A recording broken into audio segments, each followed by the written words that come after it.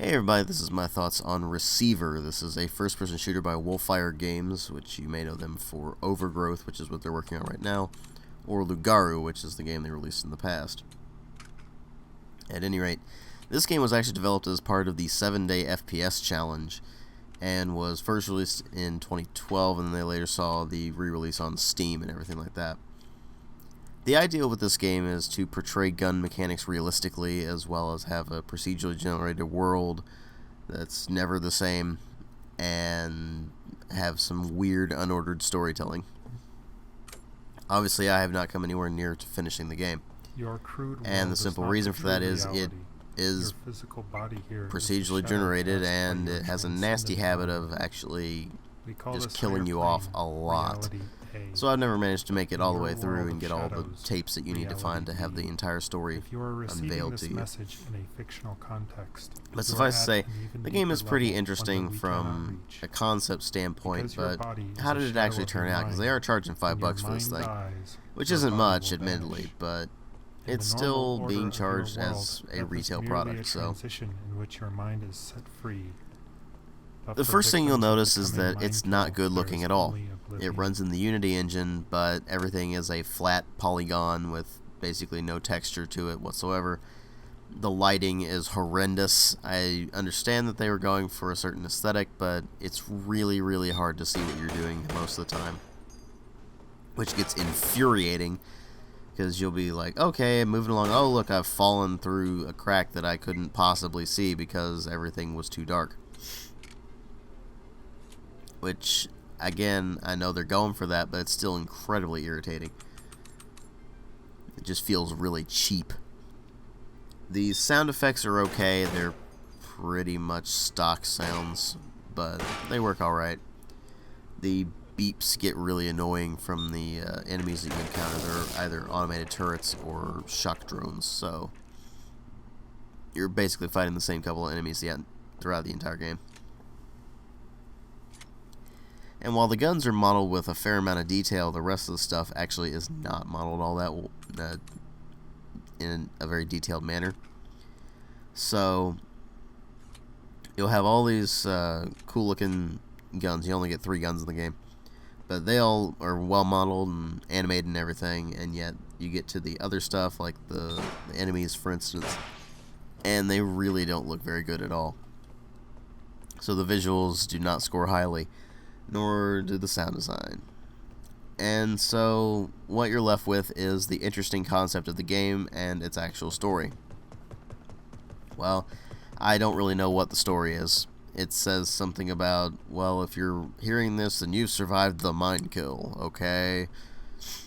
What does that mean? What's the mine kill? I don't know. But apparently that's what the story revolves around. You're supposed to find a bunch of audio tapes, and I've found 3 of them thus far. One of them was just, I could barely hear it. It sounded like music in the background, but that was about it, so that didn't tell me anything. The other 2 were very vague, and that's just the idea you get from the game in general. It's very vague, and it just drops you in and expects you to figure everything out on your own, which is fine. But they do need to provide some explanation for at least the controls, and they do that. You can hit the question mark key, and that will bring up a list of commands. And that's very good to know, because every single thing related to the guns in this game is set to a different key.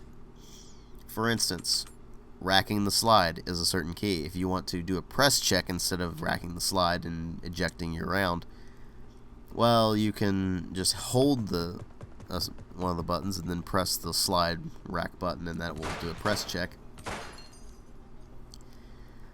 There's a button for extracting the magazine or dropping the cylinder if you're referring to the revolver. I mean, you get access to a revolver, an M1911, and a Glock that can go fully automatic.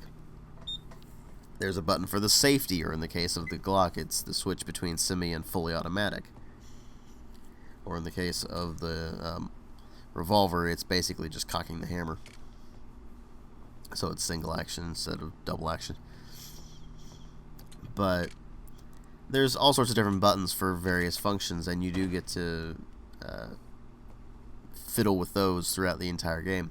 It takes a lot of getting used to. I would have instances where I would get the order of buttons wrong, and instead of inserting a new mag into the pistol, for instance, it would actually just drop the mag, and I'd be like, well, crap. And I do that a lot, so it got pretty annoying. But once you get used to it, it's alright. It's a cool concept, and I like what they did with that, but it does make it not all that accessible. Because let's face it, if you're having to remember all these different keys just for various functions, then it's going to get kind of annoying after a while.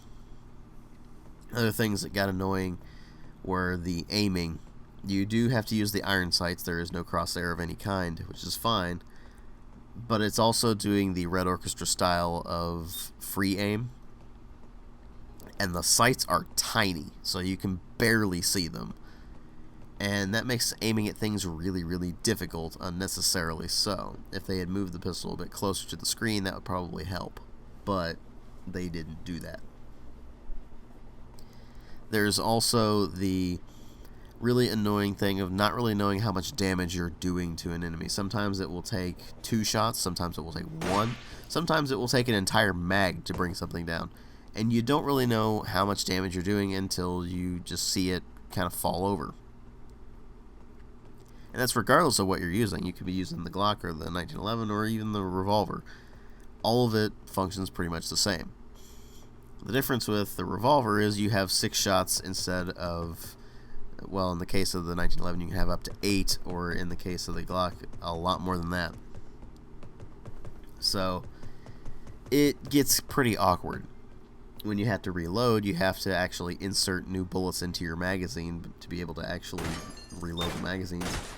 You can carry multiple magazines, of course, but you actually have to make sure each one actually has bullets in it, as opposed to just, picking up in say any other FPS out there right now, just having, oh well, I've got insert number of mags here or insert number of bullets here, and I just automatically reload. No, you got to do each and every one. And if you're using the revolver, you not only have to manually eject all of the spent cartridges, but then you have to insert each bullet individually. There are no speed loaders that I saw, so that got pretty annoying too. But again, it's still a very interesting concept, and it's cool that they went so far with it and tried something very, very different. That said, the game ends up being more irritating than not on my end. A lot of people like it though, and I admit it's a very cool concept, and when it does work, it's very entertaining.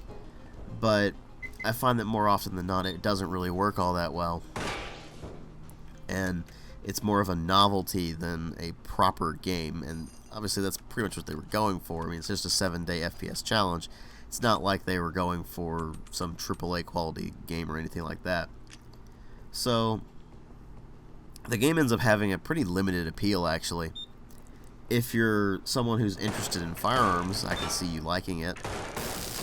But most FPS fans would probably look at this thing, see it as a quaint curiosity, maybe something to try out once or twice, but nothing really substantial.